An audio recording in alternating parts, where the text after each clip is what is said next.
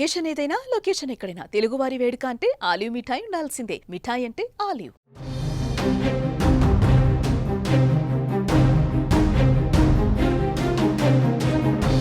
భారత్ పాకిస్తాన్ సరిహద్దు వివాదం ఎన్నో ఏళ్ల నాటిది. ఒక విధంగా చెప్పాలంటే ప్రపంచంలోని అత్యంత ప్రమాదకరమైన అంతర్జాతీయ సరిహద్దులలో ఇది ఒకటి. అసలు సరిహద్దుపైన వివాదం ఎందుకు వచ్చింది? భారత్ పాకిస్తాన్ మధ్య సరిహద్దు ఎన్ని కిలోమీటర్లు?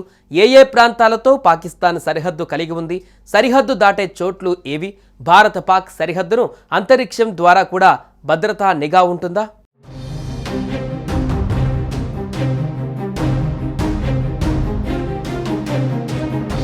భారతదేశం పాకిస్తాన్ మధ్య సరిహద్దు దాదాపు 3323 కిలోమీటర్ల పొడవు ఉంటుందని చాలా నివేదికలు చెబుతున్నాయి.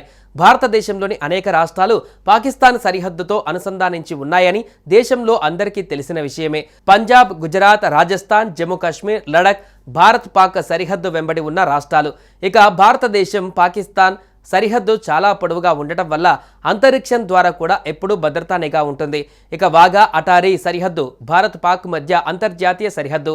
మన దేశంలోని ఇది పంజాబ్ రాష్ట్రంలో అమృత్సర్ జిల్లా అటారీ, పాకిస్తాన్లోని వాఘా పట్టణాలకు సమీపంలో ఉంది. అయితే దీన్ని క్లోజ్ చేసినట్లుగా భారత ప్రభుత్వం తెలిపింది.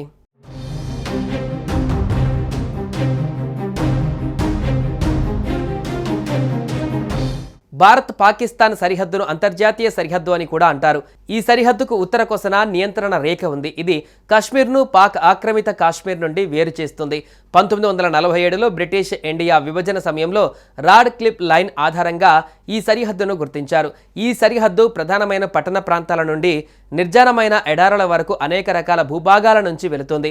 రెండు దేశాలకు స్వాతంత్రం లభించిన తర్వాత కొద్ది కాలానికే భారతదేశం పాకిస్తాన్ మధ్య వివాదం ప్రారంభమైంది. దీంతో అప్పటి నుంచి ఈ సరిహద్దు సైనిక ప్రతిష్టంభనలకు, పూర్తిస్థాయి యుద్ధాలకు వేదికగా నిలిచింది.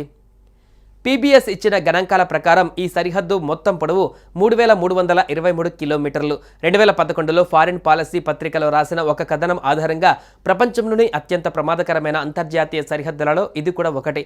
భారతదేశం ఈ సరిహద్దు వెంట సుమారు 50,000 దీప స్తంభాలపైన 150,000 ఫ్లడ్ లైట్లను ఏర్పాటు చేసింది. ఈ కారణంగా రాత్రి సమయంలో భారత్ పాకిస్తాన్ సరిహద్దు అంతరిక్షం నుండి స్పష్టంగా కనిపిస్తోంది.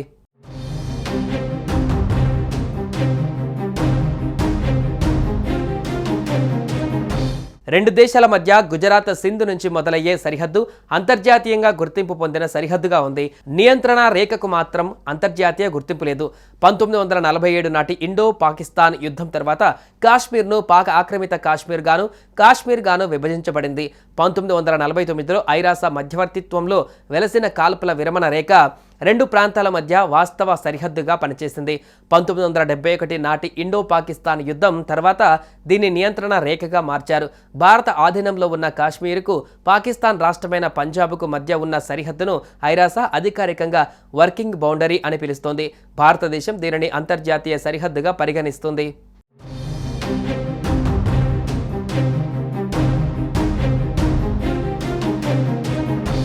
పహల్గాం ఉగ్రదాడికి ముందు భారత పాక్ మధ్య సరిహద్దు దాటేవారు. ఇమిగ్రేషన్, కస్టమ్స్ సౌకర్యాలతో కూడిన ఇమిగ్రేటెడ్ చెక్పోస్టులు కలిగిన సరిహద్దు దాటే స్థలాలను ఒకసారి పరిశీలిద్దాం. భారత పాకిస్తాన్ మధ్య వాఘా అటారీ అత్యంత ప్రముఖమైన సరిహద్దు దాటే స్థలం. వాఘా అటారీ సరిహద్దు వేడుకల కారణంగా ఇది ప్రసిద్ధి పొందింది. ఇది అమృత్సర్ నుండి 32 కిలోమీటర్లు, లాహోర్ నుండి 24 కిలోమీటర్ల దూరంలో ఉంది. మునభావో రాజస్థాన్లోని బార్మార్ జిల్లాలో ఉన్న ఈ గ్రామంలో రైల్వే స్టేషన్ ఉంది. భారత పాకిస్తాన్లను కలిపే థార్ ఎక్స్ప్రెస్ ఈ స్టేషన్ గుండా వెళుతుంది.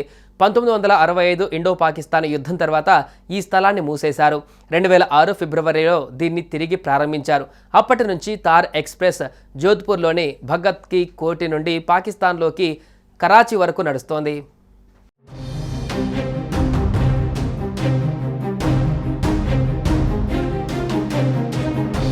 సుమన్ టీవీలో మీ పర్సనల్ అండ్ బిజినెస్ ప్రమోషన్స్ కోసం కింది నెంబర్కి కాంటాక్ట్ చేయండి.